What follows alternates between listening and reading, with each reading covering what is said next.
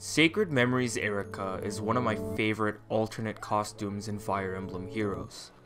Without a doubt, her stats are mediocre, Gleipnir is mediocre, and her being both a mage on a horse doesn't allow her to score as highly in Arena.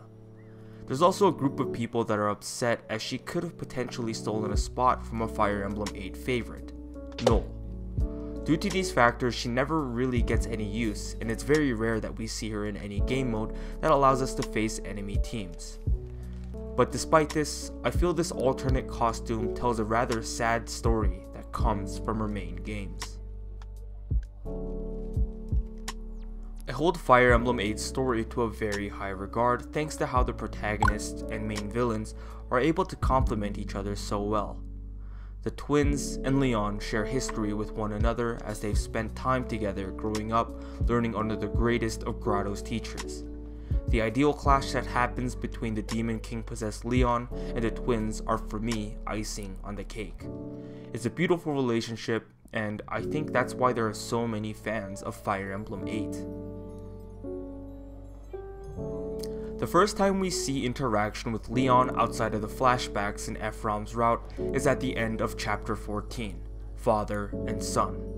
It's here that Leon admits to killing Ephraim's father and that he planned the invasion of Renee from long ago.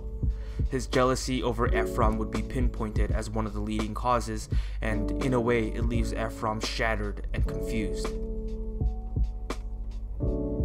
Later in chapter 14, we run into a prisoner, Noel, who ends up explaining what is happening and the overall cause for this war.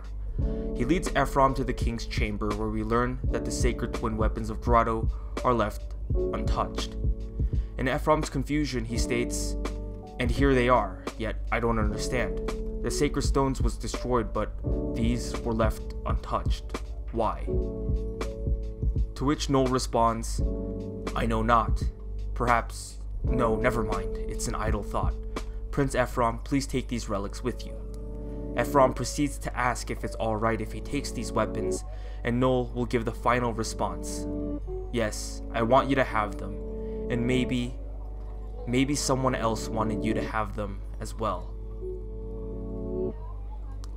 It's easy to come to a conclusion here.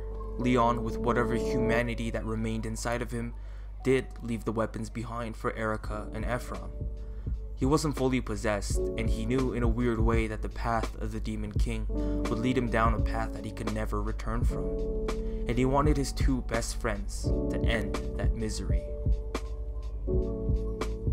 It even shows in the title of Sacred Memories EIrika. It shows an alternate world in which EIrika did indeed learn dark magic under the tutelage of Leon. It's her way of respecting her memories of Leon while fighting against the Demon King possessed Leon that unfolds in the events of the game. It was also no coincidence that later on in the future of FEH that brave Ephraim would debut wielding the black axe, Garm. And so yes, Noel's intuition was correct. Leon did leave behind the weapons for both EIrika and Ephraim. The alternate costumes were intended to debut with the right intentions, and it's a nice nod to the relationships that the twins shared with Leon in-game. This has been JaeAIK. Thanks for watching.